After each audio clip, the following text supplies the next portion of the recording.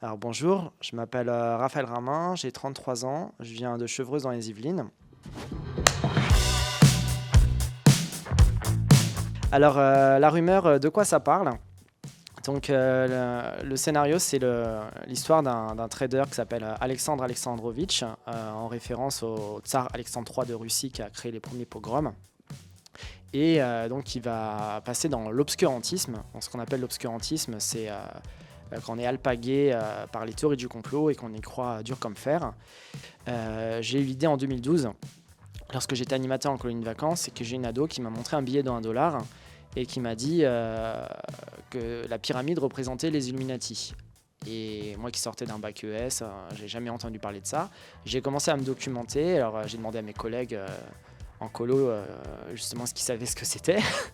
Ils m'ont dit c'est la franc-maçonnerie, et puis comme je savais pas ce que c'était que la franc-maçonnerie non plus, j'ai commencé à chercher sur internet, et puis j'ai vu que c'était un fil d'Ariane sur lequel j'ai commencé à tirer, et qui versait toujours plus dans le complotisme, et qui tombait toujours sans le dire qui débouchait sur l'antisémitisme.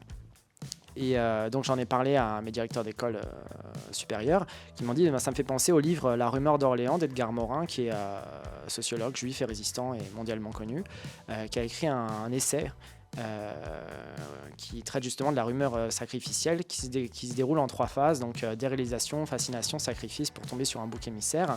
Et en termes de plans de cinéma, je me suis inspiré des films portés sur la finance comme Margin Call, essentiellement avec tout un univers autour du trading, des personnages en costard, un univers un peu sombre. Ça a été tourné à La Défense.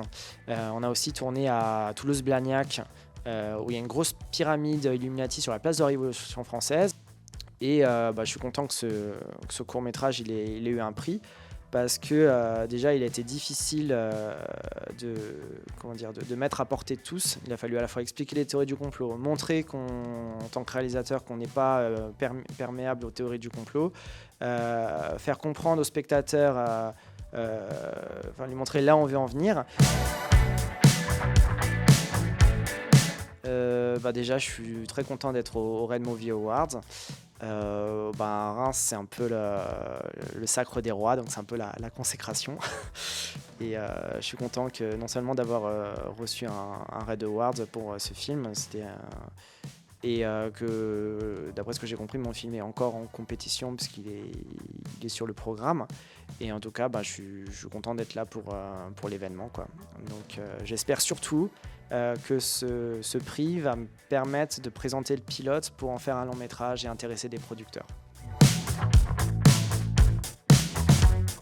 Là, j'ai écrit une mini-série qui s'appelle Vampire narcissique, qui est à destination de YouTube. Donc c'est un peu l'allégorie du PN, le pervers narcissique, qui est à la mode. Cathédrale. Ardennes.